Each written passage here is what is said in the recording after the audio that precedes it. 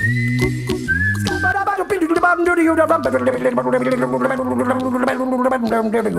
right, Ian. Week 2 or episode 2 of Paddy and I nearly forgot the name, the Paddy and the Pomee podcast. Paddy and the Pomee. Paddy and Uh, the Pomee. as usual, just like in life, no plans, no scripts, just fucking go with the flow. You're all good. How you been? Very good, mate. Yeah, beautiful day here in the Emerald. Yeah, that's what I like. That's what I like to hear.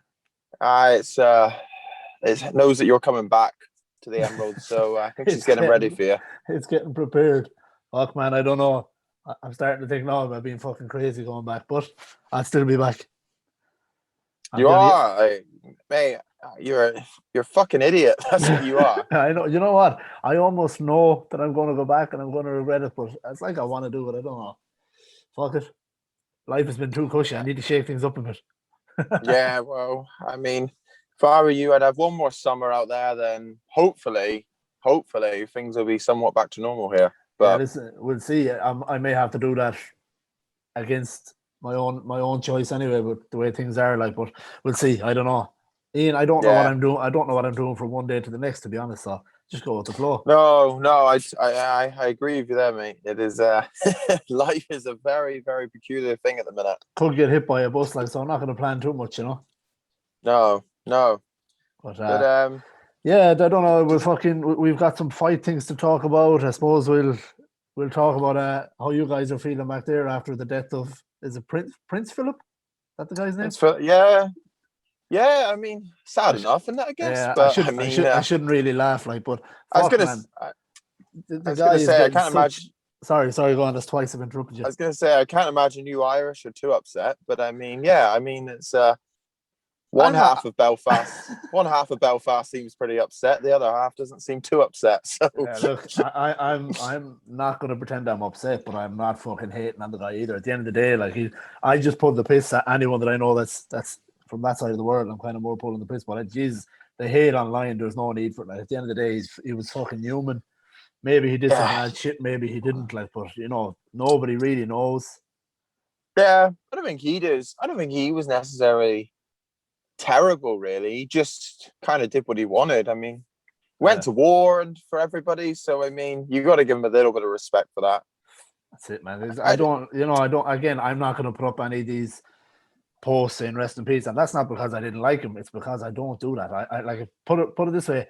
I share the thing about DMX because I'm a big DMX fan. That's where I'll do it. But if someone, I don't hate was he a prince? He was Prince Philip, is that it? Yeah, Prince Philip, yeah, Queen's husband. So yeah, because that's where I get confused. I keep going to call him the king, but yeah. So like, I didn't share anything simply because it's if it doesn't affect me, I'm not going to really bother sharing anything. The same way I'm not going to share any hate towards the guy either. Like, I think it's fucking stupid, you know. It's like, it seemed like all the restrictions completely went away that day, like because it was him. But there was something a couple of weeks ago, something similar. I can't remember. I saw somebody share the post and it basically pointed out like the hypocrisy of like British media, government, and all that basically depended on who died that day. And like, if it was anyone but someone from the royal family, there would have been riots probably. Like, but because it was him, everyone was allowed to pay their respects and all that. So, you know what though? I can't remember where I heard this. I was one of the American podcasts. I think Brendan Shaw, but one of them was saying recently that British, they were talking about remember Caroline Flack, that lady that killed herself? She was on, presented a lot of those. Yeah. They were talking about her, and they were saying how compared to America, the British and the Irish media are fucking so bad. And I never realized. I always knew they were bad, but I figured that was the media around the world. But the actual British and Irish media are way fucking worse than what they are, say, out here and in America. What was it? When was it John Cleese said, or he pointed out one time? It was during an interview. The British and Irish media was voted the least trusted in Europe, like 5 years in a row, something mad like that. Makes sense, I mean, it's corrupt as anything, isn't it? Yeah. Like, I don't know anything about it really, but I mean, I can't imagine they say too much truth. Let's put it. Or are they just making a Mount Everest out of a fucking little blip in the road, basically. Probably. Whatever but, says the fucking paper, Ian, isn't it? But it's people stupid enough buying the paper. That's the thing. But that's it as well. Like I see the same. Like, no, obviously most things are done now through like online. I don't know who the fuck is buying papers anymore. Like, even though I used to always do it for the sports, but you know, people are always sharing the headlines now on Facebook and stuff. Fuck me, they're so bad for, and that's just the Irish media. So bad for painting like a dull picture. Everything is these headlines of 20 dead from COVID today, and it's all bullshit. Like all of it is total bullshit. They're just feeding. I remember I was talking to Ben Davis, one of the first guys I'd had on this podcast, and it's true what he said to me, like that it's almost cool to be negative nowadays. You know, negativity is like a cool thing, you know. Positive is like gone out the window now. And it's the same with the fucking media. The media are always bad, but man, they've gotten worse. Thing is, surely in something like 20 years' time, nobody's going to be buying papers. Like, I guess, like, do you really know anyone that buys a paper? Like, from like the age of 40 years of age to younger? Nah, everybody's got it on their phone. No, I will tell you, up until probably maybe a year or so before I left Ireland, I used to love buying the paper mostly because of the local sports. But I mean, you get all that now on your phone, so what the fuck do you need it for? It's no need. Yeah, no need. That's what I mean. Like everything, I just can't see them being half as powerful as they were. But they'll just move to like media, like you say, like social media, as they do now. I mean, page 3 isn't that good anymore, like, because you got Pornhub on your phone, like, so what's the point in buying the paper? I know, pretty much. You're just wasting the paper. But like, no, it's true, You're actually paying more because you've got to pay like £1 for the paper anyway, and it's free on your phone. So why would you do it? No, no, it's I don't know. It's a shame for. I don't know what to make of the royal family, to be honest. Like, I mean, they don't do themselves any favor. I'm sure they do a lot of good, but they don't do themselves any favors, do they? Yeah, it's like, again, I suppose the weird thing is, I think it was, it's weird when you think about it that there is a royal family, isn't it? Like, we think it's nuts. I never really thought about it, but like when you actually think of there's a royal family nowadays, it kind of doesn't really make any sense. Especially in today's day and age where nobody's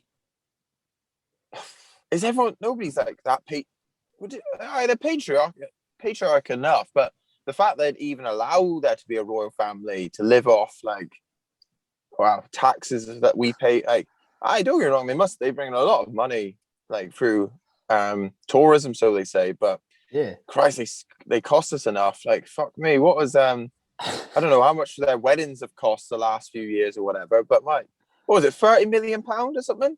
It's put it this way, it's money. It's money I can't even add up on a calculator anyway. Like, but it's money I'll never see in my lifetime. Let's put it that way. So, not until this podcast blows up, Ian. Anyway, we'll give it another couple of years. Mate, we'll be blowing Jake Paul or Logan Paul out of the water. Even Joe Rogan will be begging to come on our show. You fucking imagine. But like when I listen to like the Americans and stuff like that, they all love the royal family and they talk about them. Obviously, you know, the Irish and the Scots in particular don't fucking like them. For me, listen, I don't give a shit. I've said that to you before. Like, it doesn't. I love Ireland, but I don't have any need to be hating the English, and I don't have any need to hate the royal family. And at the same time, people need to remember too, as they were from, like, especially the older generations of them, they're from a different time. You know, so they're going to have different ways of acting anyway. Like, I get it. I know some people have that hate, but fuck, man, there's enough shit going on besides posting online about a guy that died, you know. Like, what's the point? I mean, it's not like nobody chooses to be born into that. You're just born into it, isn't it? Really? Yeah. There's nothing. To me, it's no different from, I don't know, like, I don't know, like, I'm only using this as a bloody example because I'm in Belfast, but it's like a Catholic being raised to support Celtic. Like, you do that, and that's it. No options. Pretty much. That's it, like, exactly. I mean, what can you really do? You know, but and there's nothing wrong with that. The same with that, there's nothing wrong with the show. It's just so much people just love to shit on things. Like, they love to be negative, and it's even with me. And I'm always following up on the MMA posts, and I'm sure like you are when you're keeping track of boxing and stuff. But man, people just love, like today, for example. of course, we cannot go a podcast without talking about MMA. But let's just say, for example, they were showing McGregor showed him sparring or sparring, showed him hitting the bag, and he was using some of Yeah, his old karate movements again. And it's just guys writing up all his stance, his shit, and look at his movement; it's so stiff, and it's just what do you get? Like I love when there's a legit conversation where someone writes, do you guys think he can win or whatever? There's a nice debate over and back, but these guys have just got to write something negative. it's got a slate. Yeah, but it's just like after one loss. I mean, you look at uh, someone like Joshua, who was written completely off, slated after all the people he beaten. He lost to Ruiz, but Ruiz was a very underrated fighter. But not even that. It just, like you say, even McGregor, when he lost to like Khabib, like everyone thought he was finished. But like, let's face it, no one is gonna beat Khabib, and probably apart from maybe a prime GSP, no one. He's the only man probably who could beat a prime Khabib. So, Yeah. I mean, you're talking about an exceptional fighter losing to an extraordinary fighter. That's kind of like the way I look at it. That's exactly it, and it's them little differences. Like it's just I don't know. I don't understand. Maybe I'm getting old or something. I just don't understand people giving out and being negative all the time. I have my days, man. Like you know yourself. You're in work on a fucking shitty day, and you want to give out and you want to strangle some of the little Filipino guys you're working with or something like that. No, I don't miss that. No racism, like, but it's just that we work with Filipinos. You know what I mean? It's just you have your bad days, but I mean, fucking hell, if you're going to post something online, be a little bit positive. Or I get the guys pulling the piss. I understand that. I love to see guys trying to pull the piss out of fighters and stuff. That's fine. You know that makes for fun, but it's just this super negative shit. I don't get it, man. I don't get it. Yeah, it's. But I can't see it changing anytime soon. Like it's just part of society at the minute, and we're not living in good times. That's it. It's even worse now because people are bored, so people want to hate, and things. I suppose things that wouldn't have annoyed us as much in the past probably annoy us even more now. Like when you're on lockdown, I say we, but I'm not on lockdown, obviously. Nah, I was gonna say you don't know what you're talking about. You've been living in freedom this whole time. So fucking. That's what I need to do because I'm talking to so many people and I'm saying that like because for me, I know so many people back home, but it's hard. I accidentally almost say like we, and I'm out here and I'm fucking free as I want to be. Like, but yeah, pretty much. I don't know. It's just that's life. You have people like that, man. I actually had a guy on this morning. He's a what's the right term for his job? He's a psychotherapist.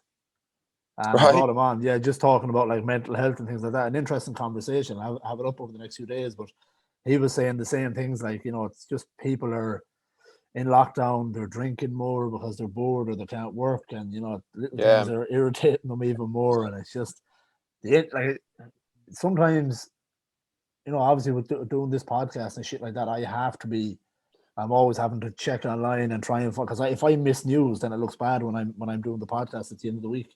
So I'm always checking out news. But some days you just want to dump the fucking phone and just not look at it anymore because it's just every day people have something shit to say. I don't know. That's life. Yeah, it is, mate. It is life. But I mean, what can you do at the minute? I mean, but then, then again, I say that like, but there's some brilliant guys on. Then like, if you follow fucking the likes of Kevin Hart or The Rock or any of these boys, I know people say, oh, they're millionaires. Like, of course they're going to be positive, but fuck me, they're always putting up good shit, which is good to see. Yeah, like, do you know, like when we were in lockdown in New Zealand, I actually enjoyed the first, just having like a month off of just chilling out, relaxing. Like even just like you could sit little garden next to us. The weather was unreal, wasn't it? Like you just go and sit in the sun, just keep out the way. And like I started running there. I don't think I'd have ever started running if it wasn't for lockdown. So there was a few positives to take out of it, but I think the 6 weeks was nice just to chill out and just kind of just have a break from like life a little bit. Well, see that's what I had said earlier. Sorry to interrupt you. That's what I said to that guy earlier. I think sorry, Ronan is his name. I know I have drawn a blank, but I had said to him, is it a case of people are just not, not appreciating it, but people are just letting themselves get into a funk? And he said, absolutely. Like he said, you can be in lockdown and be absolutely miserable. It's a choice. It's a choice to be miserable. Like you said, you decided to fucking start running. You know, me, I started to go fucking studying a PT course. I haven't studied since I was in secondary school, and I didn't even study then. You Yeah. know what I mean? I think it is a way of, you know, you can either choose to fucking do something with it or sit there and be miserable. Yeah, like I wish I'd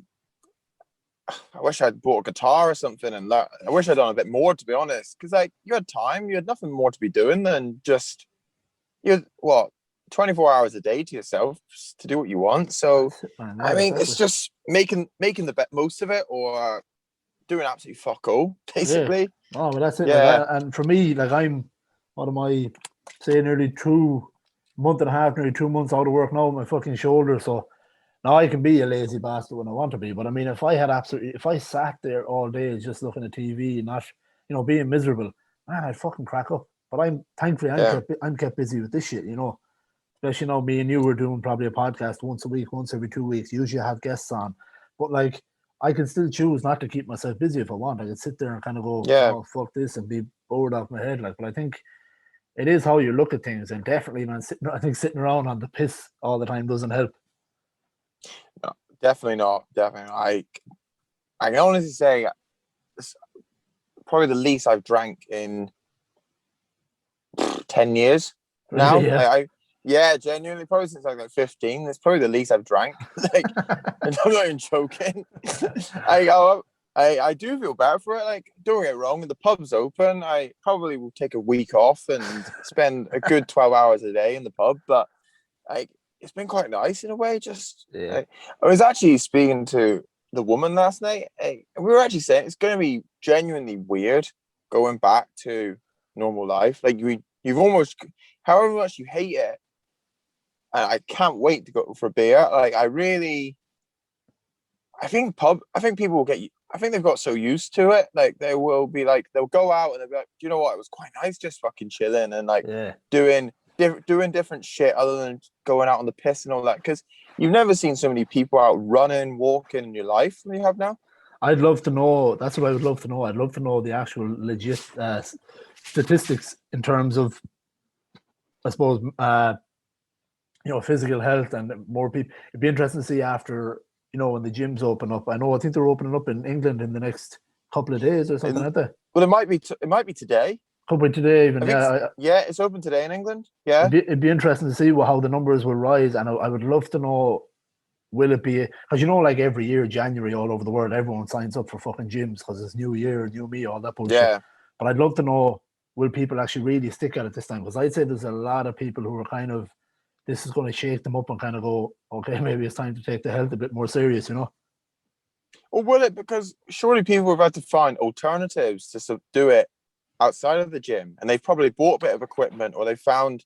So it's either Yeah, going to benefit them or really, really ruin them. Because that's a good point too. Actually, yeah, that's fucking very true. Could be completely the other way. The gyms could fucking sink. Actually, yeah, I mean, I don't think they will, and I think people who love the gym will really want to get back. But I mean, I imagine a lot of people have bought like dip bars, pull-up bars, and just a few weights, and they've probably got some good results through that, and might even just stick to that. I don't know, but there's heaps I of think people like, and I'm not saying heaps because not many can afford it, but there's actually a page I found on Facebook. The page is literally called Home Gyms, and it's just all these some really fancy home gyms, some little tiny ones. yeah, People are really putting the money into making them because I suppose they're worried like that. Yes, maybe we get out of lockdown, but who knows what will happen again next year? It could all go back in. So people are investing in it's an actual home gym. thing is, what have you got to spend your money on? Like the past, like what year? Like you've not been able to go out or anything. Like, Yeah, and like the ones that have been lucky, like the ones that have been lucky enough to work this whole time, they've probably like it's probably the best financially they'd probably be because they nothing to spend it on, and except invest it in some sort of way. Like, don't get me wrong, I'm still skint as anything, but I mean, I might have saved a little bit more than I would have yeah. fucking if That's everything it. was open. It's easy spending it. I remember the same. Like when we had the lockdown here for the first, I know whatever it was, the first fucking few weeks. I was looking at my bank account and I was like, man, there's something wrong here. Why have I so much money? It's just because I wasn't used to not spending it on stupid shit. Like, and it was so stupid because there was nothing I needed either. Like I realized that No, the money hadn't gone anywhere, and there was nothing I needed. So it just showed me how fucking stupid I was when I was spending. You know? yeah, well, I mean, it was good. Like, There's a few positives to take out of it, but I don't want to ever experience this fucking again. As soon as Nah, it's open, never again. yeah. Like, I don't think we will. Let's say there was like another outburst in a year's time. I just don't know if they're like, I don't know, like all faith would be lost in like they're saying this vaccine will should do everything, and like if there isn't, like what's the point? You're basically in. I'm not anti-vax, but at all. But I mean, it's been come along very quickly, hasn't it? This, and I've seen a few like there is like what makes me very skeptical is why are they giving like the under 30s a choice between this Pfizer jab or whatever, like the Oxford jab, like what, like how can that give I ain't any, got a clue. Yeah, I don't know. I don't how even can know the that give, difference. how can that give anyone any faith if you're offering a different choice? But yeah, beyond me. But I'm not paid enough to think anyway, so I don't really get it. I'm the Yeah. same. I have people like there's mates I know who are anti-vax, and some that aren't. For me, I'm neither. Like if I don't know whether I'll take it or not. That's just been honest. I honestly don't know because there's not enough research on it. But I'm not anti-vax either. And but what I definitely don't like is I don't like the idea of them saying that we have to take it. And that's not because I'm like, oh, they're trying to mind control us. I don't believe that.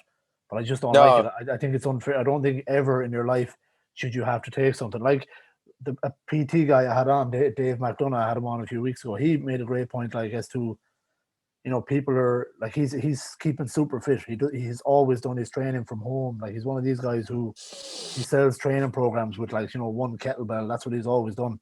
And he said out of all the people, he said he should have a right not to take it because he has spent years looking after his body, spent years eating the right stuff. He's super fit. Now he's in Dave is in his 40s, probably early 50s, but he is super fit. And he said, Yeah. like, people are trying to shove it down his throat that he should have to take it, whereas he's being super fit. And other people kind of, I think the problem is, I've said this like on a couple of podcasts now, a lot of people are like sitting around with, super unhealthy and waiting for this vaccine.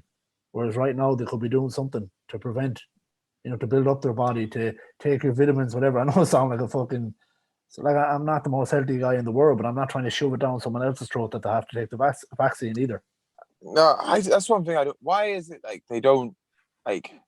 Whilst like we're in this whilst there was no vaccine or whatever, why didn't they just like why didn't the papers like give out like support, like say like ways to better yourself, to protect yourself? Like let's say you do get it, but I mean, the healthier you are, the less your symptoms seem to have been. I mean, why aren't they ever like promoting that? Yeah, I know. I mean, Yeah, you've got there's a doctor I um follow, Paul Salandino, and like, he is a very, very, very clever fella, and he is saying like we really don't need a vaccine for this. Like all we need to do is become metabolically healthy, and that is it.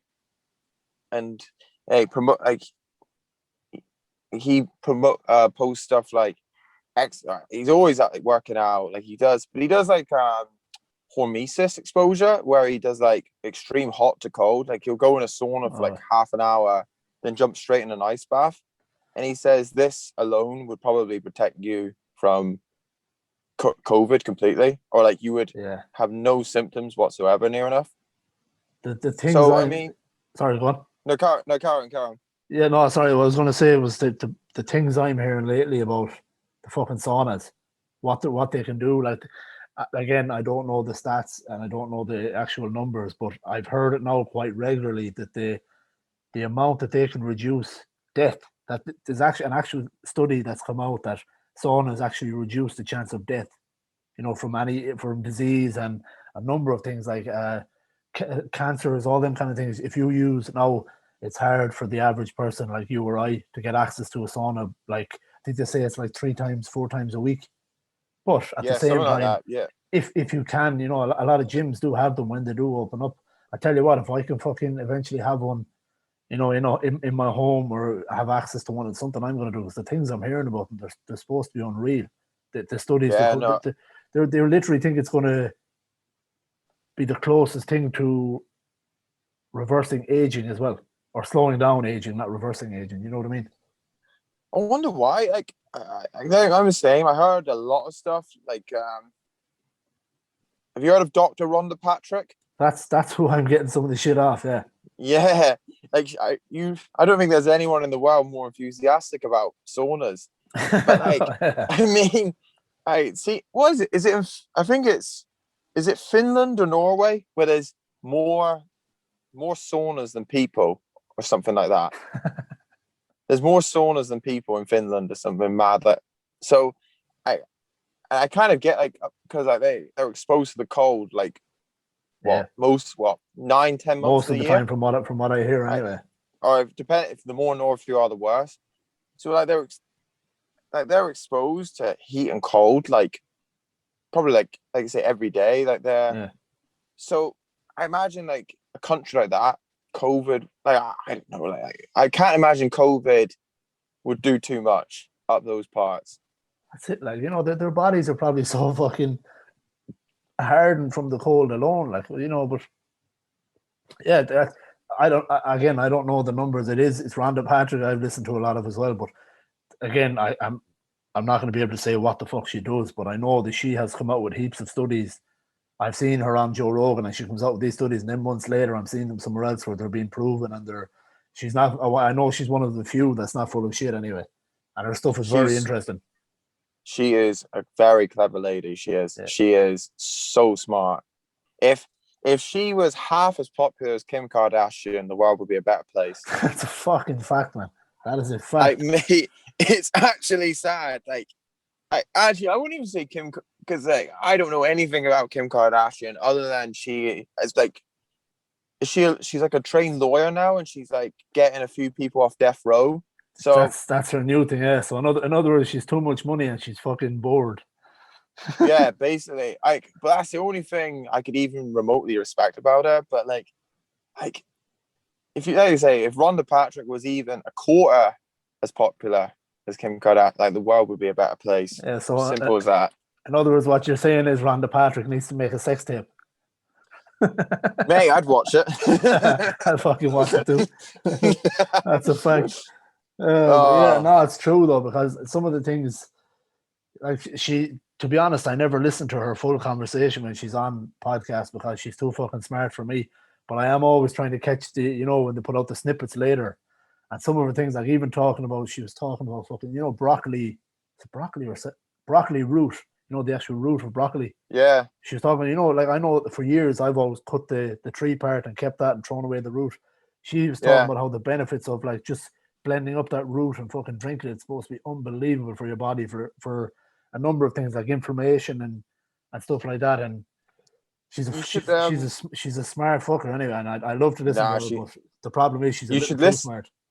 Yeah, no, she is. You should listen to her talk about vitamin D on Joe Rogan. Like, it is, no one in the world could talk about it and I'd be interested, but I still like that half an hour just went like that. Like, she is, I mean, she's unreal. She's fucking ridiculously smart. She's brilliant. The stuff she's very good on her, even her training tips and stuff like that. Because you look at her, she's only she's a slender-ish woman. She's she's good looking. She looks good. She looks healthy, but you wouldn't think she'd have the kind of knowledge she does. Maybe about nutrition.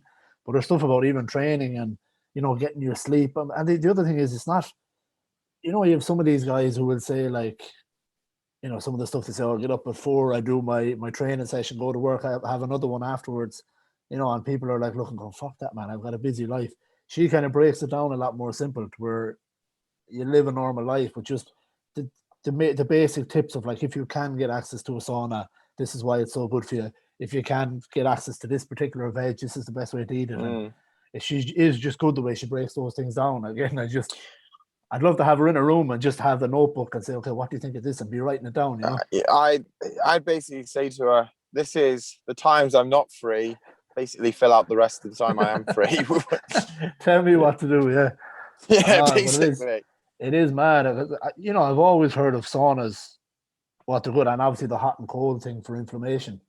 But it's fucking crazy. I tell you what, if I ever have money, it's one thing I'll try and invest in, is because they're not as expensive as they used to be either. Getting a little sauna put into your house.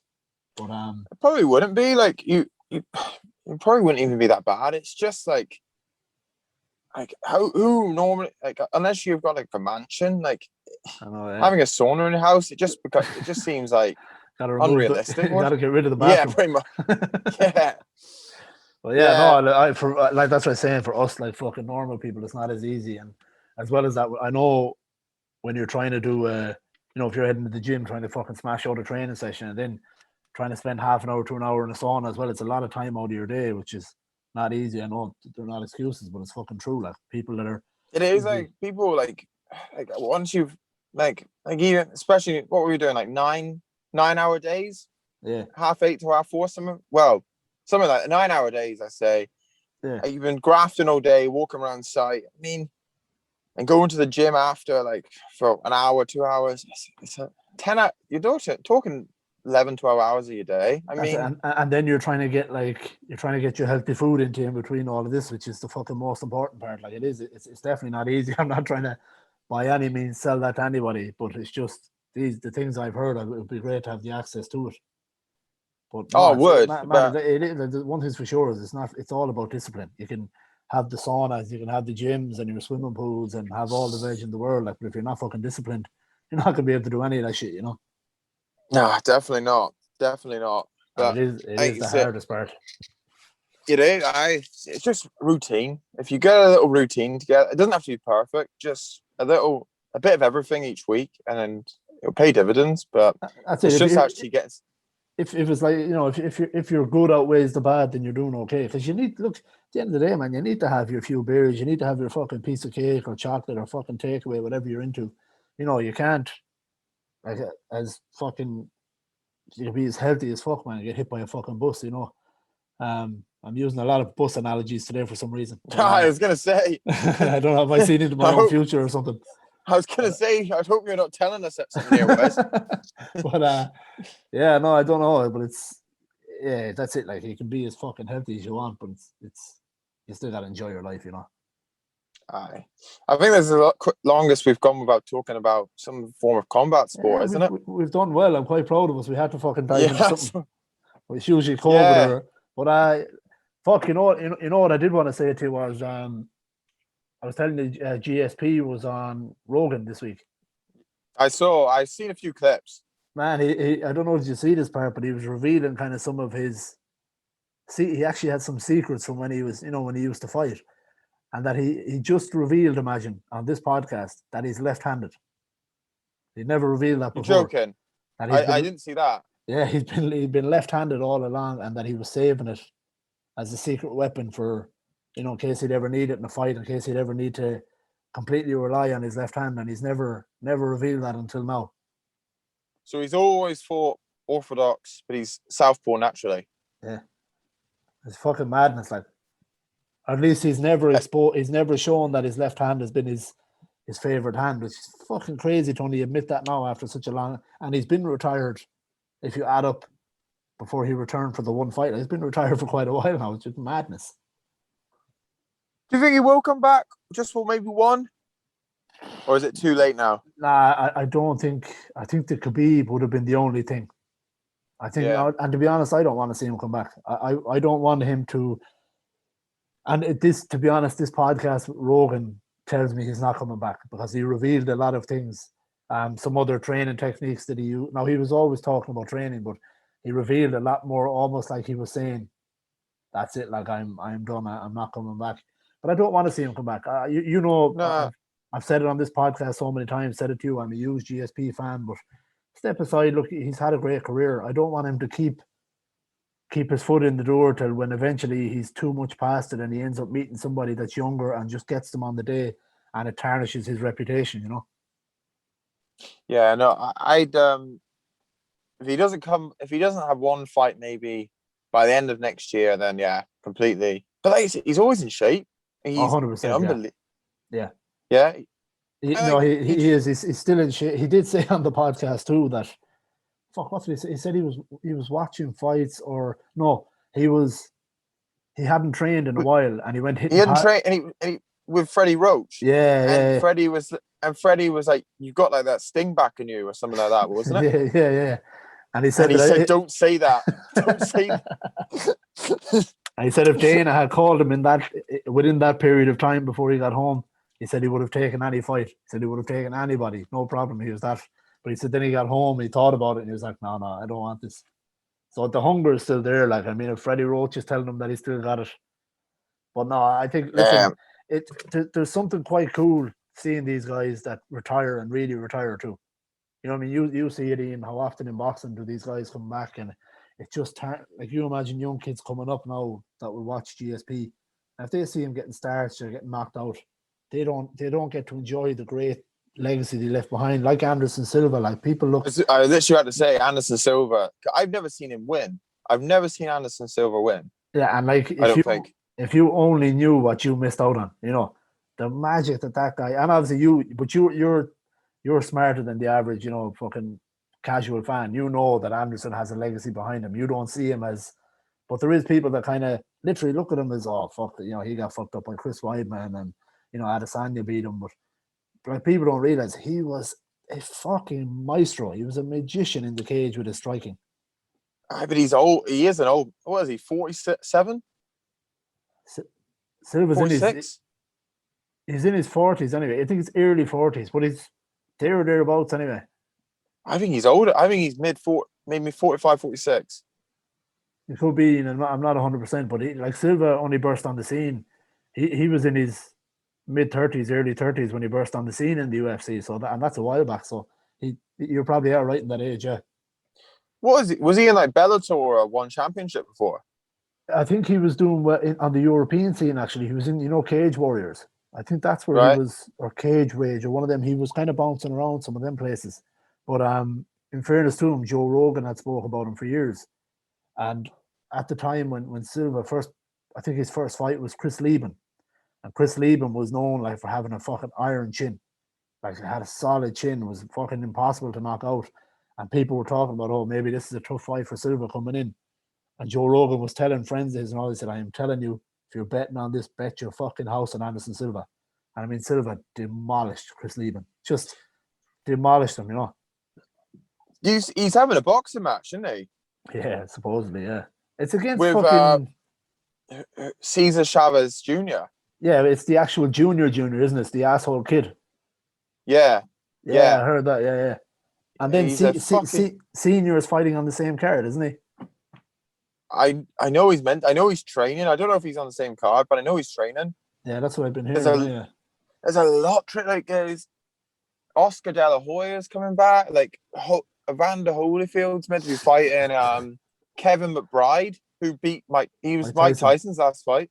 Yeah, his last fight. I don't know, man. I like a little bit of this, but I don't know. For me, I don't mind. I suppose that Silva one.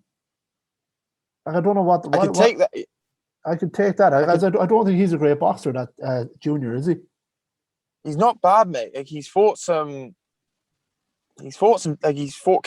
He's fought Danny J. Like, let me this way. He's got a lot more wins, and he's only lost about 6 times in like 50 fights. Oh, really? So he's not. He's not poor. He's just he's ill-disciplined. That's what it's with. Yeah, that's what I'd heard.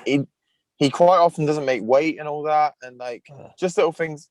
And he's quit. He quit against Danny Jacobs when probably should never have quit. To be honest, like wasn't that bust up at all. He wasn't even bust up, to be honest. So, but he's technically not bad at all. Okay. Well, I mean, Silva can box, but I mean, it's still a different game. Yeah. Listen, I don't mind. Like, I wouldn't mind seeing.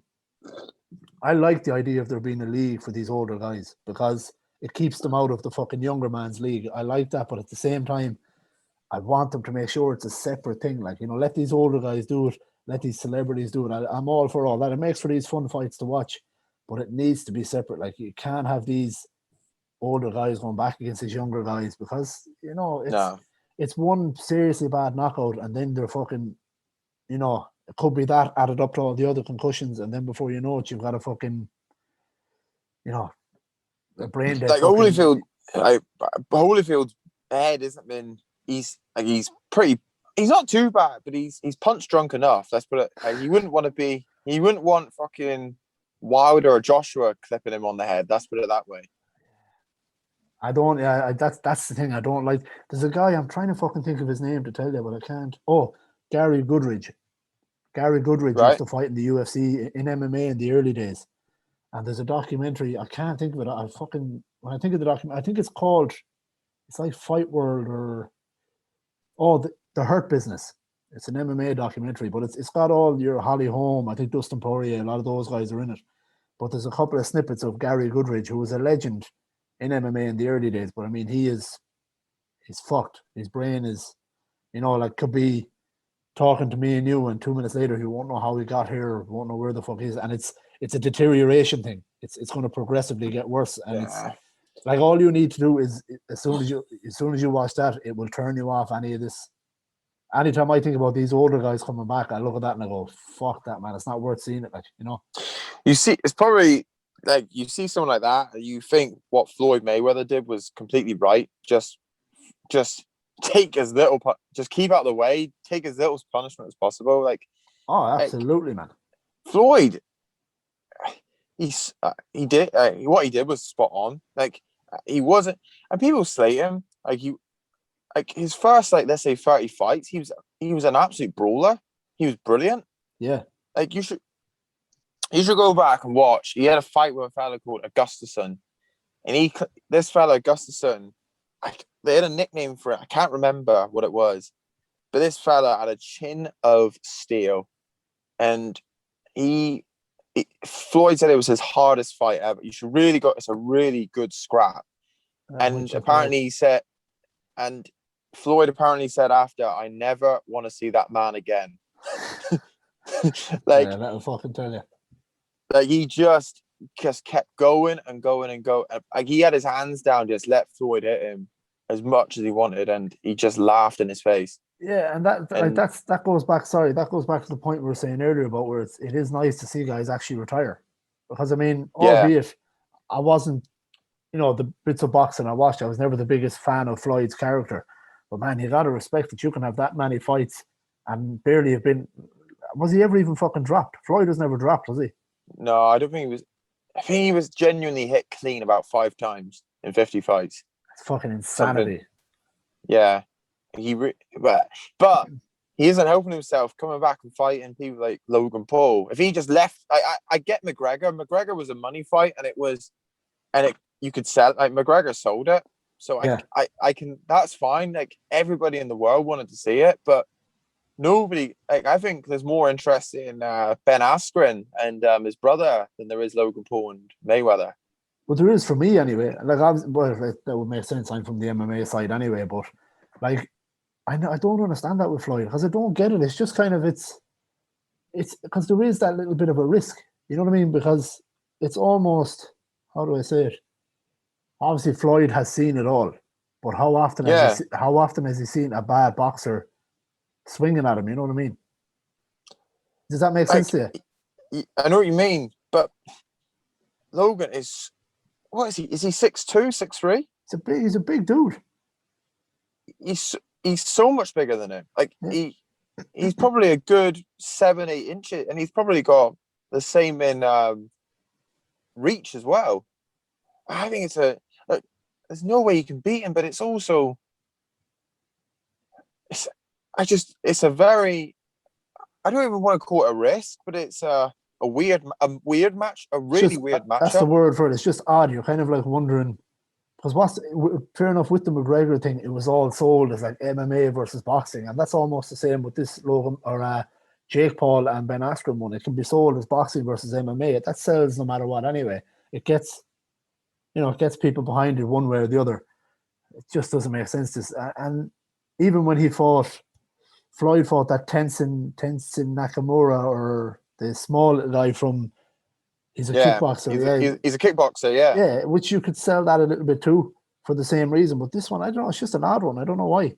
And Floyd is smart. I don't know why. It's strange. I don't know. But in saying that, now it's been postponed, so maybe he realizes that the juice is not worth the squeeze in that one, I really don't. I think it is. It's just a weird. There's no risk with it, but there is a I can't even say it because it's Floyd Mayweather. He's arguably He's the best defensive. Don't get me wrong. I will never say he's the best ever, but he's definitely up there. Let's put it that way. Because it's But not with the McGregor and the McGregor fight. There was almost a little bit of an argument to be had there. Like I know I was arguing on the McGregor side, but I was completely wrong. Obviously, I just thought McGregor's. I had this argument with so many boxing fans at the time, and I realized afterwards, but that's me not being educated on Floyd. But that argument was still there to be had a little bit. With this, there isn't even an argument. There isn't even a debate to have with anybody. There's no fun to it. You know what I mean? No, definitely not. Like it doesn't interest me. Like I'm actually there's two fights. There's Liam Williams versus Andrade, which for an actual title, and nobody's even talked about that because Ben Askren and Jake Paul. Like this is for an actual world title. See, yeah, and that's the other thing I don't like. So these guys are fighting on the same card, is it? It's not the same card, but it's the same weekend. Yeah, it's the same weekend, and it's not even being talked about really. Yeah, that's not too bad because it's not on the same card. But I hate when they do that to boxers where they put the the kind of somewhat celeb fight on the top of the card. I hate that because that's not right. I know it sells for some of these boxers, but you still got to show just as a put it this way, it was in the MMA world, and like that time when CM Punk came from WWE to MMA, I hated, and they didn't, to be fair, but I would have hated the fact if he got the main event spot ahead of some of these other guys. I'd be like, what the fuck is he doing there? Like, he should be at best what they like to call in wrestling. He should be the curtain puller or the curtain jerk. He should be the first guy out, opening up the card at best. That's all they should be doing. But I suppose money talks. Yeah, definitely. No, it's like CM Punk. He was the most ungifted MMA fighter probably ever, wasn't he? Ballsy though, I'll give him that. He was fucking ballsy because he got in there. But it's one thing. It's a hindrance, and it's a good thing about the UFC is they will not give you. They're not going to give you like a little tune-up fight. The UFC are going to even in a tune-up fight, it's not a tune-up fight. Like everybody you fight in the UFC, it's fucking they're there for a reason. Like the guys in the UFC are there for a fucking reason. Even those lower rank guys, No,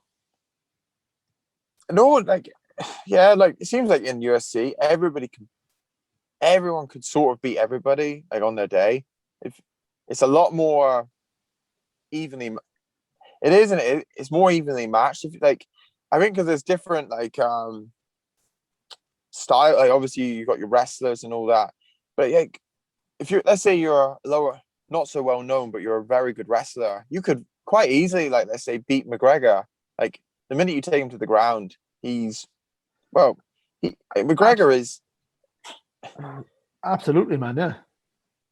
If you have if you have a guy who sees something in McGregor's game, it I don't want to say it hinders the UFC, but one thing they are a little not poor at, but sometimes you almost wish because they have superstars. Sometimes they're guys that are breaking into the sport. For example, there was a guy Sage Northcutt who's now gone to one championship, and he was a fucking handsome, good-looking guy, very well spoken, real polite.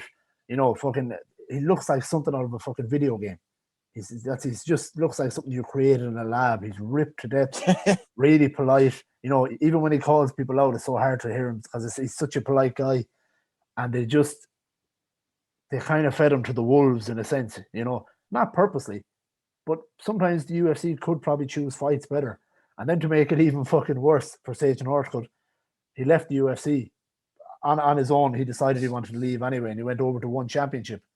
Now, one championship, they have a lot of fighters that don't have huge names. But if you pay attention, like to the Muay Thai world or kickboxing world, these are fucking big names. And they gave him a guy called Cosmo Alexander in his first fight. Cosmo's not a great MMA fighter. He was a fucking outstanding kickboxer.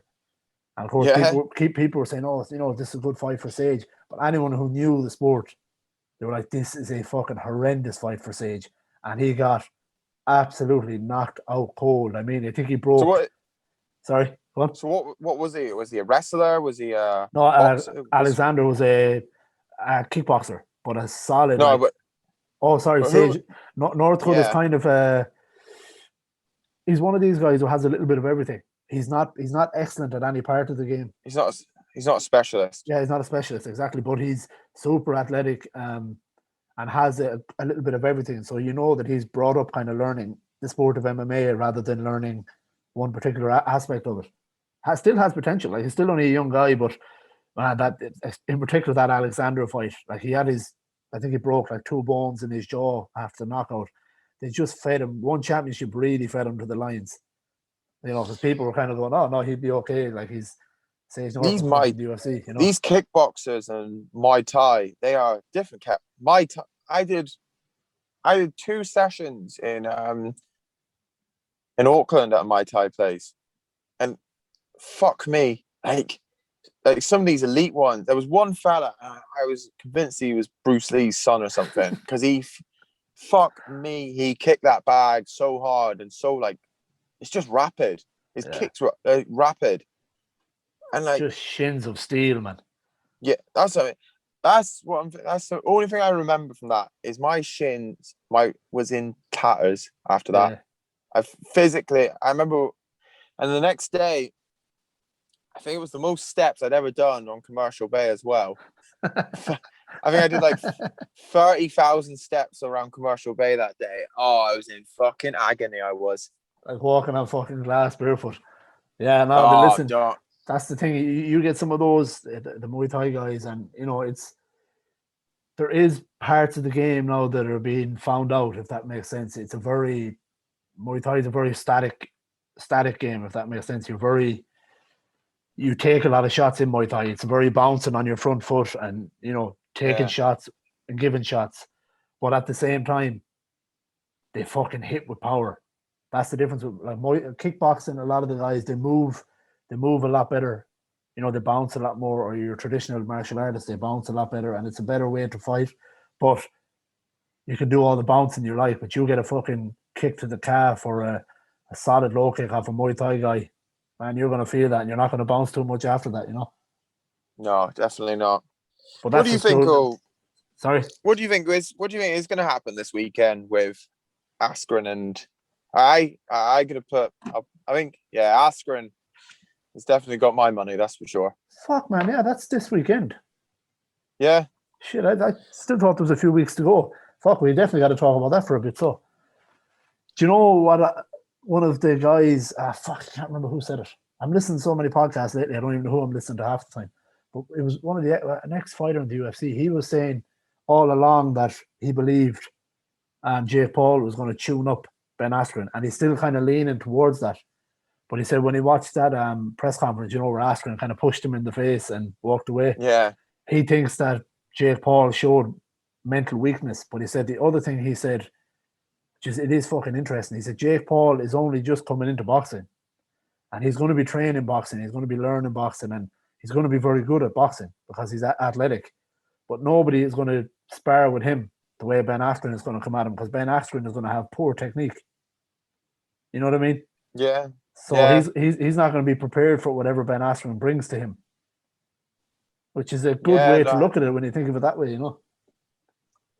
I saw I know you can't take away anything from the pads, but Askren, he definitely looks a lot snappier with his shots anyway. But you can't learn boxing in 3 months or whatever it is. But if you've got a chin of steel and an engine and you have somewhat of an idea what you're doing, I mean, yeah, he's like you say, I watched him fight against Robbie Lawler last night, and how he recovered from those pounds on it, like how did he do that? Yeah, like he got hit with, and they were hit with some venom, like really real, and he literally took him like nothing, didn't he? Yeah, and Robbie Lawler throws some fucking venom. You can be sure of that. Oh, I did see. It was actually Brendan Schaub was watching a clip of Jake Paul hitting pads and kind of moving with sparring partners, and he is now convinced that Jake Paul is going to win. But my thing is, I still think sparring is a different story, and I also think that a lot of these guys, especially when it's the YouTube stars and stuff like that, I think a lot of those clips that get leaked in a good training camp, sparring is never leaked. Very rarely is it leaked, or if it is leaked, it's only the videos they want you to see. You know what I'm saying? Yeah. Like Ben, they showed at the very start when Ben Askren, when they started talking about this fight, and they showed him hitting the bag. It's the bag where he's got Jake Paul's picture on it, and Yes. his technique looks fucking horrible. But I actually think that was deliberate.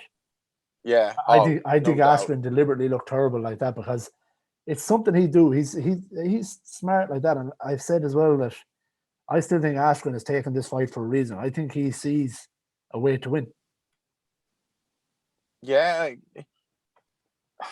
He just doesn't see. Did you watch him on Logan's podcast? No, I didn't get to see it. I've got to save on my phone to fucking watch it, but I didn't get to You see should. He just doesn't seem bothered about it. If you get, it's just like if I lose, I'm gonna get teased by a few kids for a while, and that's about it. I'll just it. go Yeah. back to my wrestling. He just doesn't seem bothered by it. But look, he's obviously taking it seriously behind closed doors. But I mean, he just seems unbreakable mentally. I don't think you could break him. He just seems so cool, calm, and collected. And you have to imagine that this is going to be the biggest stage for Jake Paul. Like it's going to be a big stage compared to other things. So how well is he going to take that? Now he seems like a pretty cocky guy, confident guy. So, but it looked to me like in the press conference and stuff like that, it looks like Ben Askren is getting the better of him mentally. Yeah, To me, it looks like he looked like did you see him? He was like on his phone waiting for Masvidal to ring him up, like probably for like the first 15 minutes. He didn't put his phone down. So yeah, and it looks like he's coming out the lesser because of it. And the mad thing is, Ben Askren isn't even having to talk shit. He's just being like you said. He's just being so casual and so calm about it, and he's winning by doing that, which is crazy. He's not even having to make an effort, like. Yeah, but if he does, like, you don't think there'd be? Let's say he does beat. I hate talking about it like this because I mean, it's not even a real boxing match. It's not even. But and I don't like giving it so much limelight. But if he does beat him, I could see him rematching Masvidal. I could see him coming back and trying to avenge the Masvidal potentially. I just don't see Masvidal taking it. Being honest, because he'll never be able to do that again. No, what he did. And the thing is, yeah, I don't see it because, and also he would have to be unsigned completely now with the UFC to be able to go and box. So whether the UFC give him another contract, I wouldn't say box. I mean, an actual UFC fight. Oh, but that's what I mean. The fact he's going boxing now must mean that his contract with the UFC is completely gone. Although, no, that may not be true. I don't think it is. No, I don't think it is because I think Dana White has come out and actually said, "No, you're right. Yeah, I think he may still be under contract with the UFC." Yeah. Yeah, so I don't see Masvidal taking it because Masvidal has a lot of interest in fights in the future, and I think he has ones that will get him more money than the Ben Askren one. Like you go, let's say Masvidal goes and loses against Usman, which is a possibility. He still has a massive rematch with Diaz if he wanted to. He still has in my opinion, one of the biggest fights with Colby Covington, if he wanted it. Leon Edwards, the two of them have bad blood. And of course, there's always a chance at the McGregor fight if he wanted to do that. Yeah. You know? Oh, that will always sell. I think that would be, it could be like their final payday, that sort of fight. That'd be it's not a good fight for McGregor, I don't think. But I mean, the shit talk alone would sell fucking millions. Before I fucking forget to ask, actually, this is kind of going off, but I saw this today. Is there something happening between James Toney and Shannon the Cannon? No, I've not heard that. I've just seen some clips of the two of them. I've seen Shannon Briggs is making some videos talking about James Toney, and then I saw James Toney was either on a podcast or on some show, and Shannon Briggs called in, but he's talking about you fat motherfucker. When I get you, I'm gonna sort you out. And James Toney was talking back, and I don't know what's going on, but something's happening. I'd pay to watch that. Oh, I wouldn't pay, but I definitely I'd fucking watch it. That's for sure. I mean, mate, James do you even know much about James Toney? Only when he fought Randy Couture in the UFC. Mate, he was a class. He was unreal. Like, was he that good? Yeah, he was so good. He was like, dude, he beat so many, like, he went from like middleweight up to heavyweight, something like that. And like, he beat Holyfield, people like he beat a lot of good people, mate. He was a really, really good boxer. Like Roy Jones Jr. said he was his best ever opponent was James Toney, and Toney was injured going into that fight. So like he is good. He's very good. All I Or know was is good anyway. if he ever gets punch drunk, like you're never going to notice the difference. Because fuck me, he's hard to understand. And Yeah, I know he always was. He always was hard to understand. But yeah, but against Briggs is always, he seems always in shape now. So I mean, who knows? Like, he seems to be I'd love fucking to crying. see. He seems to be crying out for fights. Briggs is the last fucking. He must be nearly fucking I 5 to 6 years crying out for fights with people. You know. I know, like things he is a risky one. I know he's an old man, but he's still got power. Like he Yeah. still hits like a truck. So But I mean, is Shannon Briggs that much older than James Toney? no, they'd be similar age, That's what I was thinking. similar Yeah. enough. Yeah, They're fucking interesting. A lot of these guys are jumping on that Mike Tyson money now. By the sounds of it, they want to. there must be a lot of money in it because it sounds like there must be a good bit of money in this Triller or whoever. Like, what is this Triller? Like, it's just it's come out of nowhere. Yeah, I have no idea. I thought it was is it Tyson's organization or is it someone in the background that's? I imagine he's pretty involved with it because he seems to be leading the way. But there's money to be made in that. Like I had said that as a joke years ago, saying that it would actually be cool for a celebrity organization. Or what I had said was the UFC had talked about this as well, like a Legends League. No drug testing, nothing like that. Let them fucking take what they want, and you gotta obviously. You can't have some fucking young fighter step into the Legends League. You have to be like a retired fighter or something like that. It'd be fucking interesting to watch. Have guys of similar, I don't know, age and shit like that go in fucking juice to the gills on that John Jones sauce. And, well, I was gonna say Brock Lesnar, Alistair Overeem rematch. Something like there you go. There you go. Juice them up to the fucking gills, man. Fuck, Christ, that would be. I think. That would be.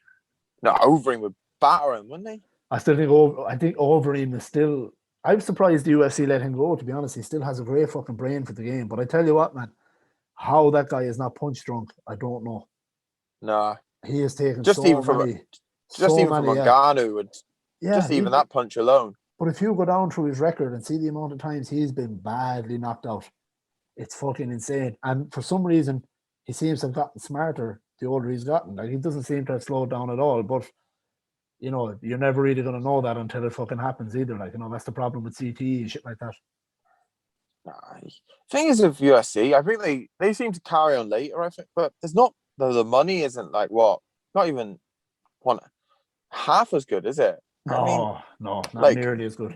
Like how much do you honestly think like John Jones and Ngannou get paid? Like couple million each, maybe? John Jones, I put it on the podcast during the week. He was putting out tweets saying in order to fight Francis Ngannou, he put up a tweet saying that the UFC were offering him around 8 to 10 million, and he said that's far too low, which is fucking pretty low, to be fair. And I think if that fight was in boxing, that would probably be. Well, it's basically the Tyson Fury Anthony Joshua equivalent. Yeah, it is. You're talking probably what, and I think they're getting like 100 million each, something like that. That's the difference. That's the problem.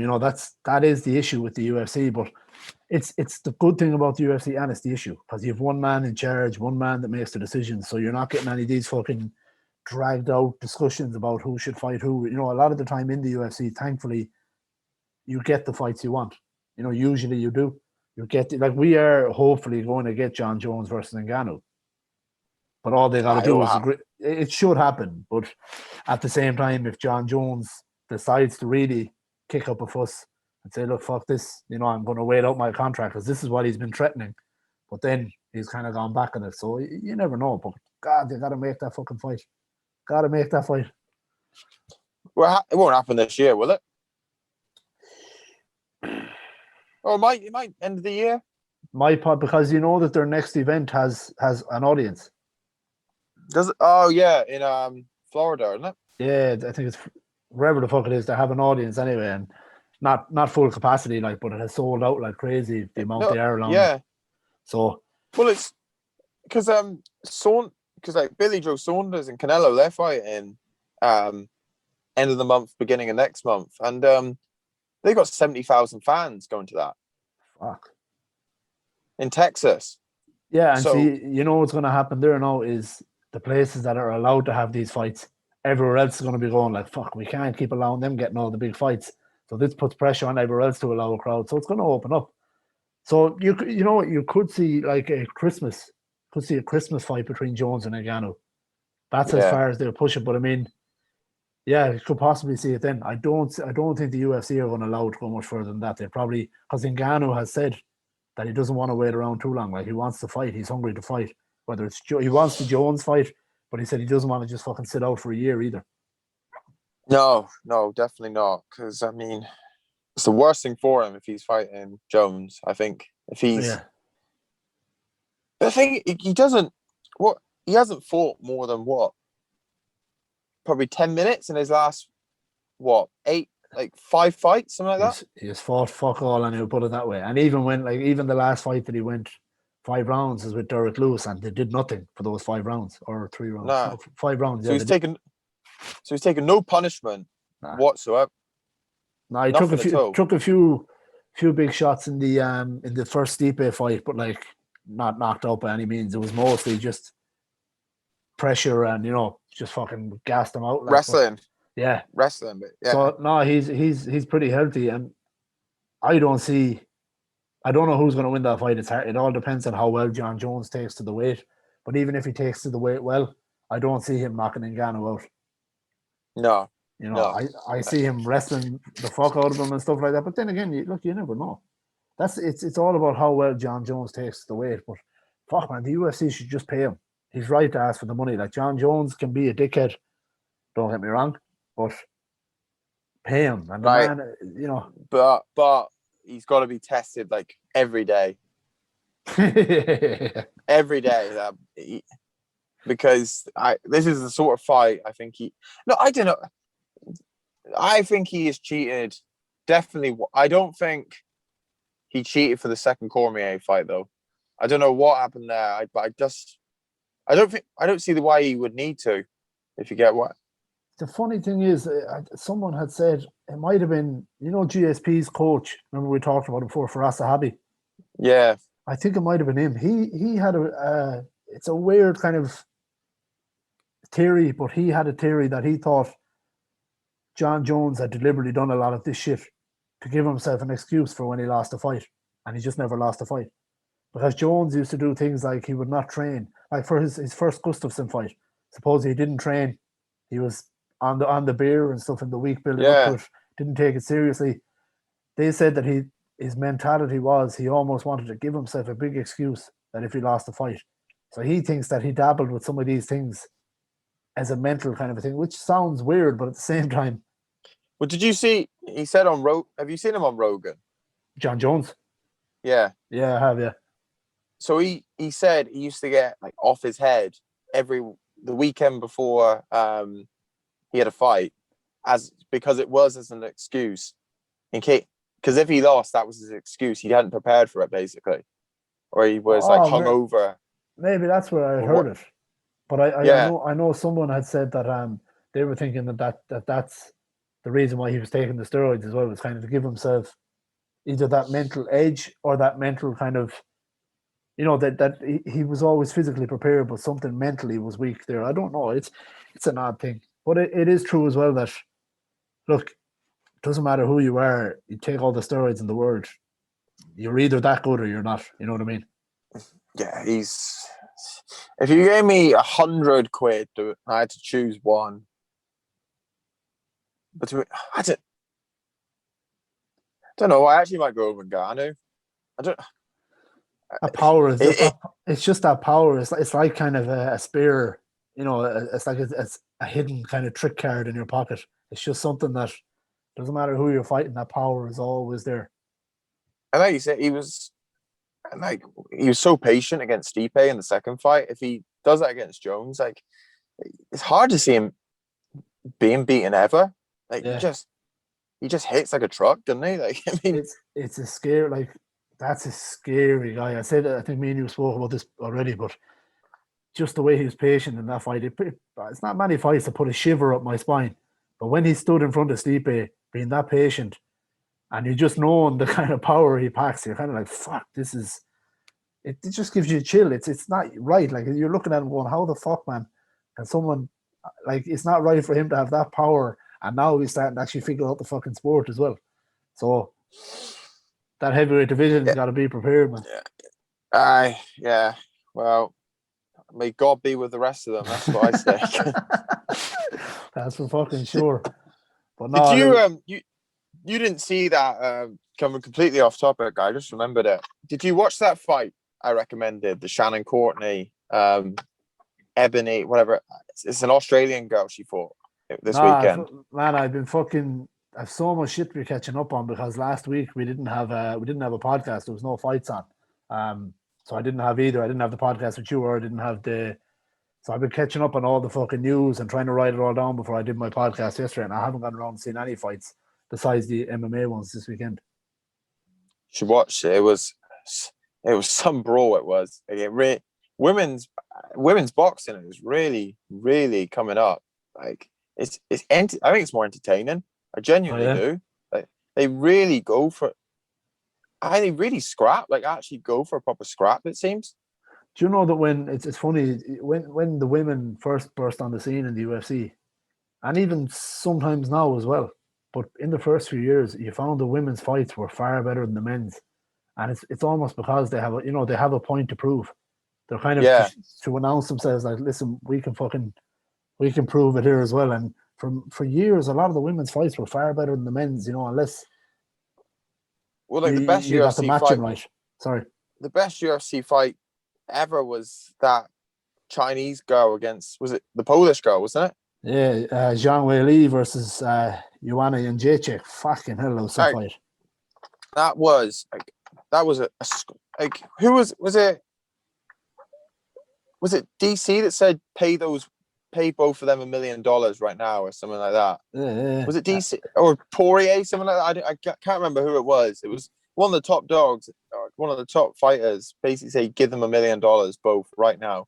They should. Like the coolest thing about that fight was obviously it was a great fight, like, but it was one of those things where neither of them backed up, and as soon as the way normally in a fight someone will land and the other will either counter, but every time one would throw, the other one would immediately throw back, and they just keep answering each other. There was no moment where one truly got the better of the other. It was just like, you've hit me, I'm going to hit you. Zhang Weili would land a combination straight away. Jędrzejczyk landed a combination, and it was just back and forth the entire fight. Easily one. I don't know. There's arguments for it being the best fight ever, but man, I can see the arguments. It'd be the best women's fight ever, surely. Oh, easily by a million miles. Yeah. Yeah. But off the top of my head, if you're going on technique and all that, it's the greatest fight ever. Like I can think of other fights that probably my favorite fight ever was Robbie Lawler and Rory McDonald. It's a great fight, but the technique in this women's fight was far better. The striking technique throughout the whole fight was fucking quality. Yeah, fair play to them, because didn't Dana White say at one point he'd never have women fighting in the UFC? Yeah. Yeah. Swore he said it on like TMZ or one of them, yeah. And he's been proven wrong, like completely. Well, that's the women have fucking Ronda Rousey to thank for that. I don't think he would have ever done it if it wasn't for her. I think we will forget that she was a monster, wasn't she? Probably, man. I think the unfortunate thing with Ronda was she just couldn't take a loss. No. And people shit on her. Like, I'm one of the rare people that I'm a massive Ronda Rousey fan. I always was. But I read her book. If you read her book or get some snippets out of it, you'll understand why she couldn't take a loss. She just was, her mother, like, bred it into her that if you're injured, you fucking go out and fight. It doesn't matter. And a loss is like the end of the world. You know what I mean? You cannot lose. It's just, from a young age, that's the way she was. And that's not good, really, is it? It's not. That's the thing. Nowadays you need to be able to take a loss, and some of the best champions out there have lost. Well, at the same time, you can say that, but maybe she wouldn't have been the greatest women's champ ever without. Well, not the greatest ever, but one of the greatest ever. If it wasn't for that mentality either, No, definitely not. Definitely not. But If you put like a prime Ronda, like I don't know, what's her best performance to you? Like a Misha Tate, something like that, or Probably because of Misha Tate's name and stuff like that. Yeah, they're probably her best performance. like let's say you put that against like a Nunes, which knocked out Cyborg. Who, I mean, Nunes is Nunes. too. The thing is, Nunes is also Rousey's. What's the word? Like her kryptonite. She's a great striker. Kryptonite. Yeah, Rousey was never. Unfortunately, the striking game overtook Rousey big time. She's like a Ben Askren, isn't she? Really, a female Ben Askren. Yeah, she's a little bit better striking than Ben Askren, but yeah, that's a good comparison. Yeah, like no, like but what was it? Rogan said she could beat like 98% of most men or something ridiculous like that. I mean, her fucking when she was in her prime, her mentality was excellent as well. You know, she had this obviously, you know, because she hadn't lost. It's when she lost her mentality kind of went downhill a little bit, but when she was a winner like that, with that winner Ronda Rousey, her mentality was stone cold. She said it herself. She used to call herself a cold, calculated cunt. She used to put that on herself. She said that's the way she was. She said that's who she is and that's the way she is. And you know, it made her as good as she was, and she still paved the way. And what people also forget is that happens to the male fighters as well. They're great champions, but eventually someone takes over because when you're looking at a champion that's so dominant, that's what you're trying to beat at the end of the day, and someone does eventually beat you. I wish one thing I fucking hated was Ronda Rousey trained with a guy called Edmund Tarverdian. I think I don't know, I can't remember where he's from. I don't know, but fucking, he was a dickhead coach. Like, he was kind of one of these guys who loved to get involved in arguments that would happen outside of the fighting and stuff like that. But he claimed to be a great striking coach. And it showed in Rousey's fighting that he wasn't, because he was supposed to be her striking coach, her head coach. And one of the things that really annoyed me, even forget about Ronda's career, but Ronda's husband, a guy named Travis Brown, he was a UFC heavyweight. Fucking big guy, but moved so, he was like another fucking Tyson Fury. Just moved like he wasn't a heavyweight. Moved so like, had real quick feet. And just one of these guys at one point, the whole heavyweight division were looking at him going, this is not the guy I want to fight. And for some reason, then when he got in a relationship with Ronda, he left his camp and he went to Edmund Taverdian's camp, and his game just fell apart. He was one of these guys who just crashed when he shouldn't have. And, you know, I don't know what... he had a serious fall from grace, and I think it was because he went to Edmund Taverdian's camp. But it has always driven me crazy. One of my wishes in the UFC would be to have Travis Brown have gone to a different camp. I don't like someone like Ronda. Why do they like who's unreal, like on the ground wrestling? Like if I was like her, I'd want to go to like Freddie Roach, the Mayweather gym or something like that, and learn to box for like 6 to 8 months. And like if you've got that in your, if you're got good hands and take them, you've pretty much like got everything you need. If you go like, I think with some of them, I don't know if Ronda was like this, but I know some people they're not humble enough to do that. And also, I think Ronda Rousey had way too much faith in her head coach. She badly needed to leave, and at the same time, she wasn't old, but she was so well into her career. I don't know if she would have been able to change her game that much in time anyway to catch up with like a Nunes or someone like that. But there is a guy now, he fought at the weekend, Kevin Holland, who's a real kind of tricky striker in the middleweight division, but his wrestling is horrendous. And people have been saying, and in his last 2 fights, like his nickname is Big Mouth. He's a real good talker, like loves to insult guys. He'll talk to them during the fight like non-stop. But his last 2 fights, he's been exposed big time in the wrestling game. So he put up he literally put up a joke. I think it was on Twitter or something. He said, "I'm heading to Dagestan for the next 6 months. I'll check in with you again." So if he really does something like that, goes to Dagestan or goes to a camp like AKA where Khabib is from, in wherever they're in fucking Vegas or where's AKA, Florida, I think. If he goes somewhere like that as a young guy, that would be something that'd be worth seeing. Because if he gets, just like what you were saying, if he goes and actually if he allows himself to be humbled, go and get your ass whooped for 6 months, Because one thing's for sure, you go to Khabib's camp, nobody's going to wrestle you as hard as those boys. No. You know, your initiation will probably be there's a bear outside ready to take you on. And just like, if he spends, fucking don't even mind spending like, because what a lot of these camps can do. Now I suppose it all comes to spending money too. You have to spend money to go to these camps, but I mean, if he goes there and he just moves there in general, like keep your striking coach, but actually have this as your home camp. Fuck, that's how you become a champion, you know? Yeah, that's one thing I've never got with UFC. It's like I say, someone like Ron or Ben Askren, like even McGregor. Why would McGregor not go to someone like Askren and say, "Coach me for 6 months"? Because he's got a weird technique of like everybody says his technique is weird. It's like almost opposite to what he should be doing, but it works. This is Ben Askren, is it? Yeah. Yeah, he has the bits I've seen of him. He has kind of a strange style, yeah, but it's a very. I think what happens with a lot of people is he is supposedly he is way stronger than he looks. Like people, it's a bit like the Khabib thing, you know. Khabib is a lot smaller than his strength says, but I think Askren is the same because Askren has not got a great body. Like, you know, he's not in massive shape. He's not a big guy. No. But they say his fucking strength is outstanding. He's like sickening strength.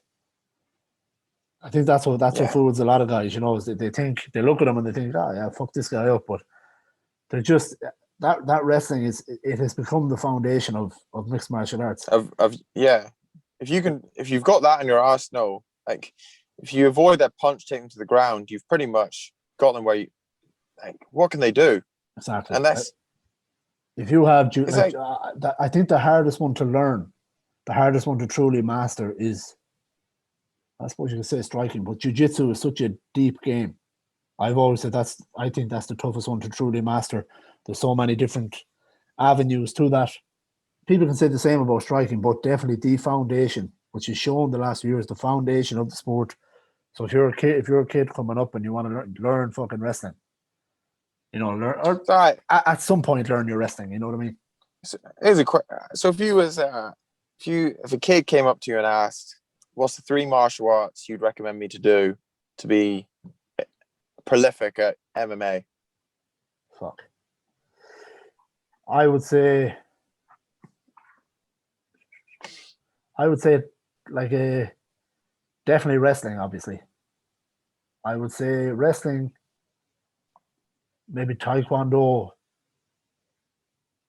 and either boxing or Muay Thai. I'd say maybe mixture, because Muay Thai is good, but the movement of Muay Thai is poor in MMA. You know what I mean? Yeah.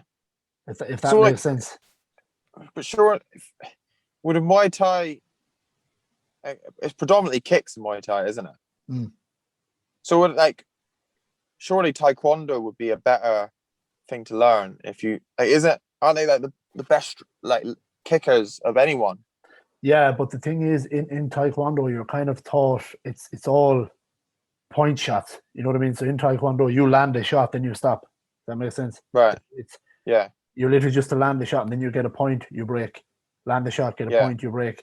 So the movement is really good.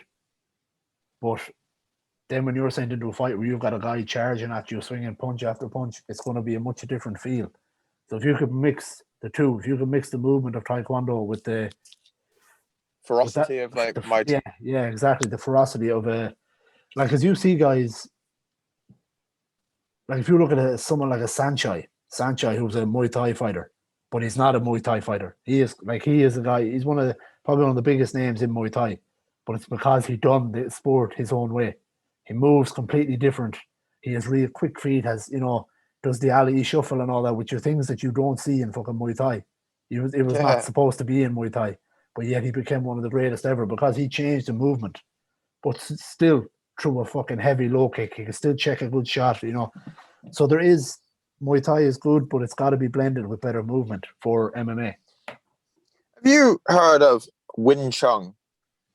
The martial art? Yeah. Yeah, I can't remember which one it is, though. Like, I don't know really anything, but I worked with a fella in Kilkeel, And he was telling me about, there's a fella from China.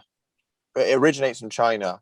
And there's one man in the world who knows the full martial art.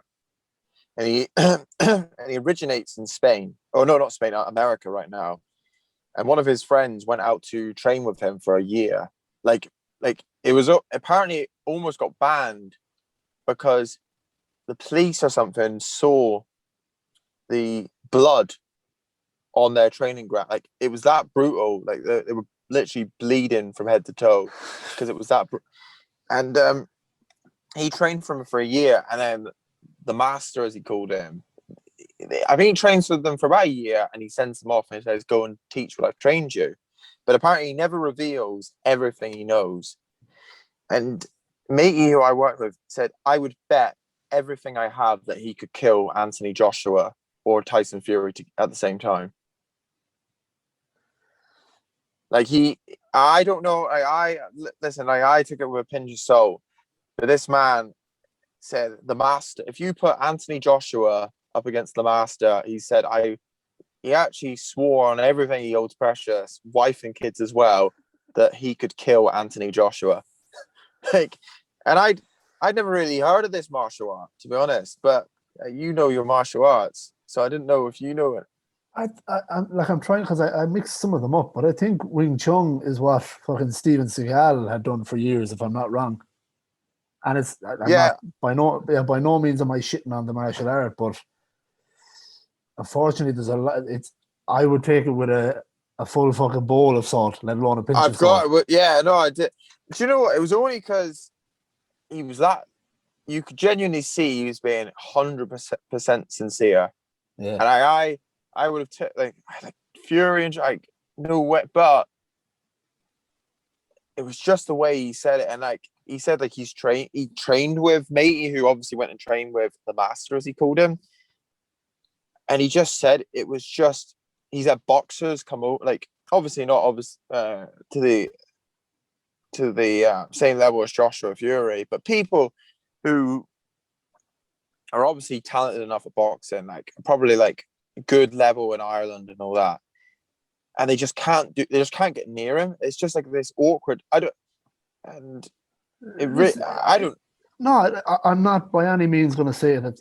I tell you, the only thing that sticks out in that story for me, the only thing that makes me doubt it really, is the fact that he trains guys for a year and then sends them off to teach his martial art. Yeah.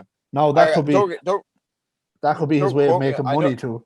You know what I mean? I know he trained this fella for a year. I don't know how long he trains exactly, but I know he trained me. So I'm just going off that he does them for a year or whatever. Like, don't quote me on that, but I know he went to this like Mojo in America and trained with him for that amount of time. And I was genuinely talking to him for about probably a good 2 hours about this, and you could genuinely tell like he wasn't shitting about. Like this fella was a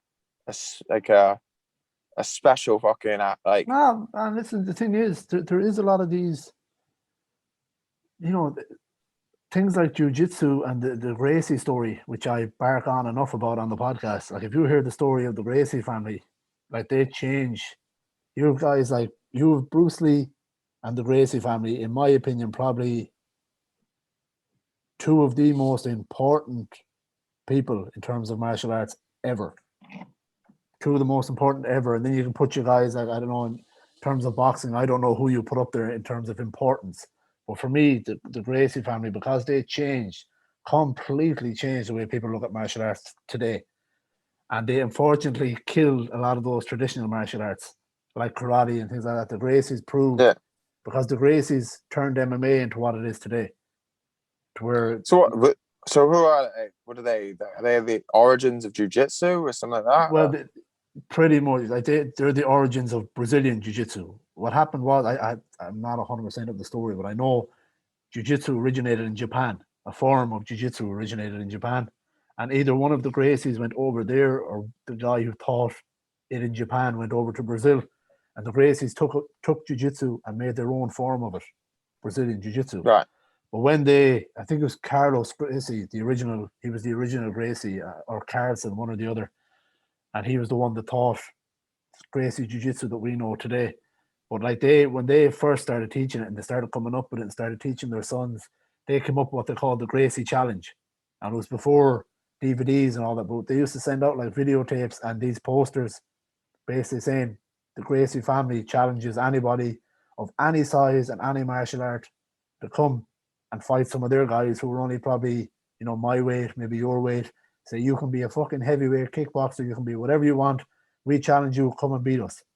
Nobody could do it. Nobody, even other jiu-jitsu guys couldn't do it because their form of it was just perfect, just unmatched. Yeah, unmatched. So, and this was for years. Like this videotapes going around called the Gracie Challenge. You get them on YouTube and shit like that. They're these old grey fucking. But basically, you'd look them up. Yeah, it's just for any of these guys would come in and challenge and they fuck them up. So the point I'm making is this guy your mate is talking about. He could be another one of these guys that all of a sudden he's going to kick something off. So I don't like to shit on them, but at the same time, there's so many of those stories of like you hear these guys training and they say, "No, I can show you these moves, but I kill you," and it's you got to take them with a pinch of salt. But all of these martial arts, you go traditional karate, Wing Chun, or I think Wing Chun is the one that Steven Seagal trained, which is not a bad martial art. The problem is they got to be careful when they're talking about that anybody can come in, because if you get a fucking Khabib wrestler, your Wing Chun is not going to work. He's going to put you on your fucking back and he's going to at least I don't think it is, because this is the new, like MMA is the new. Unfortunately, it's killed. I actually made a video last week talking about. I haven't put it up yet, but it was talking about some of my favorite martial arts movies, and I said I had to put a disclaimer at the start that unfortunately, since I've become a genuine fan of MMA over the last 10 years, some of my favorite martial arts movies I can no longer enjoy because I realize how full of shit they are. That's what MMA has done. It's because you now see how pure martial arts is like, and where a lot of these spinning, jumping kicks that used to work in the movies, they don't really work. No. They can work sometimes, but that's not to say. Listen, you could hear next week that some guy from fucking China somewhere learning Wing Chun has been signed in the UFC and he's a fucking monster, So you never know. I actually hope that happens now, to be honest. Like, and I'll issue an apology. No, we'll finish up, Ian. We've gone on for a long time there now, so that was. I think it's like 2 hours nearly. Fucking no harm, and at least we didn't stay on the fucking MMA side and boxing side of things. But listen, as always, Ian, I appreciate it, and we'll do it again either next week or the week after, whenever you're free and whenever we have some shit to talk about. Yeah, mate, no worries. Have a good one. Take it easy. I'll talk to you later.